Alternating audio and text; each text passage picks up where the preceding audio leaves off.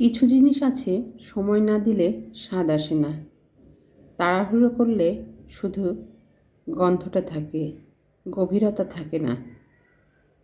চলুন মশলা কষিয়ে মুরগির মাংসটা ধৈর্য নিয়ে কষিয়ে নিই, কারণ ভালো কিছু হতে সময় লাগেই।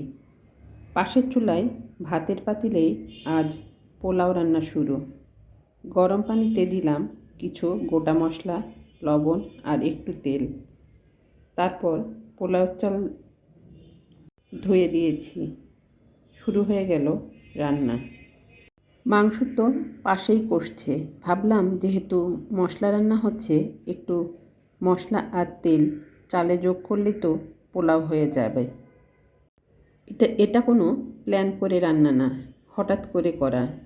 বেশি জোগাড় যন্ত্র নেই, চাল ভাজার ঝামেলাও নেই।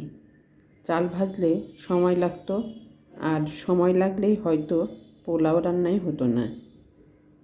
তাই সহজটাই বেছে নিলাম। রান্না যেমন সহজ, জীবনটাও মাঝে মাঝে তেমনই সহজ হলে ভালো।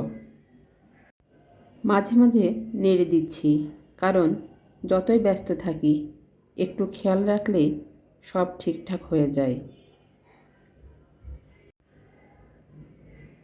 এ পর্যায়ে মাংসে কিছুটা পেস্তা দিয়ে দিয়েছি।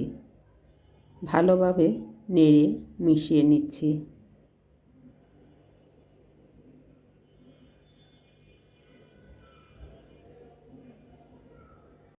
ঢেকে আরও কিছুক্ষণ রান্না করব। এদিকে পোলাওয়ে দিয়ে দিয়েছি কিছুটা ঘি।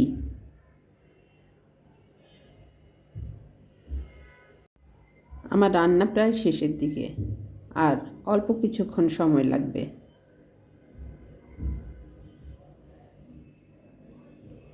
পোলাওটা নেড়ে দিচ্ছি যাতে দলা পেকে না যায়।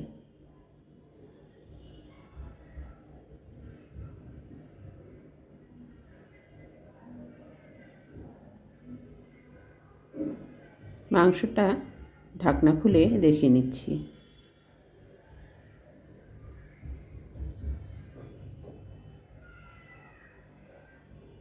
তো এই তো হয়ে গেল আমার রান্না।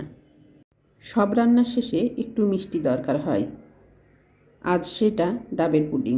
দিনটা যেমনই হোক, নিজের জন্য 2 মিনিট শান্তি রাখলে সব কিছু একটু হালকা লাগে। খাবার শুধু পেট ভরায় না, মনটাকেও থামায়।